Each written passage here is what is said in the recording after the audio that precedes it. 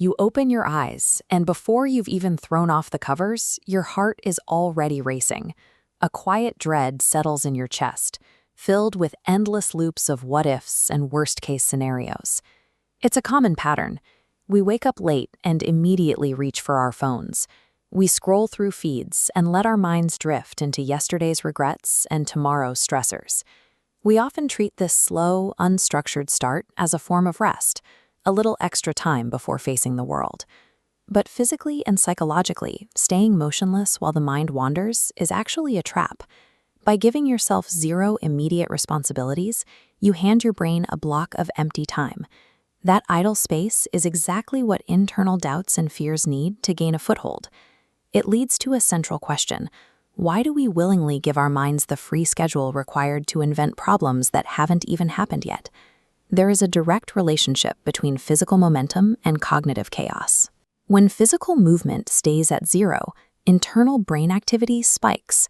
Without any tangible tasks, this massive idle time gap immediately fills with fabricated threats. What feels like an unavoidable mental state is often a mechanical symptom. Your mind is spinning simply because your body hasn't started moving.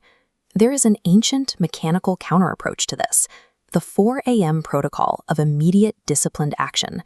Think of your body like a cold motorcycle engine. You can't sink your way into hitting top speed. You have to aggressively rev the physical engine to pull the mind out of the abstract and into the concrete. This means committing 30 to 60 minutes to intensive exercise, like traditional squats, the moment you wake up. Pushing your body this hard forces your brain to abandon theoretical fears.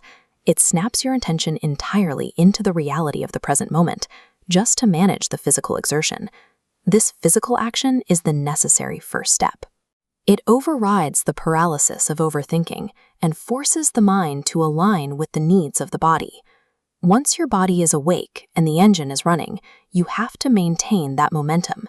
The mind must immediately be given a single, unyielding point of focus. You lock in that momentum through a mental anchor, whether that's continuous chanting, meditation, or absolute concentration on your present duty. This strategy effectively starves the mind. By packing your morning with physical action and mental duty, you physically squeeze out the empty space where anxiety usually grows. You aren't trying to talk yourself out of your fears. You are simply replacing the idle time they require to exist with purposeful, demanding tasks. This routine results in a distinct shift in personality.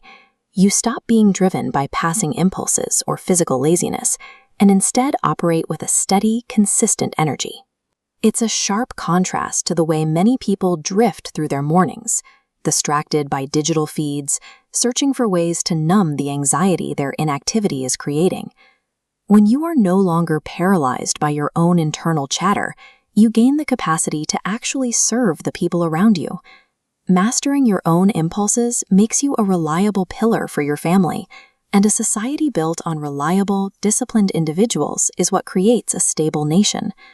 This routine builds a specific kind of resilience. Because you've already managed the physical and mental intensity of the dawn, the minor setbacks of the day lose their power to disrupt you. You remain steady, even when circumstances are difficult. You have the internal capacity to withstand heavy pressure. The choice is whether you will continue to give your mind the idle time to convince you that you're weak, or if you will start building your momentum tomorrow. Focusing on the momentum of the morning changes your relationship with your own mind. You move from being a victim of your passing impulses to being the deliberate driver of your actions.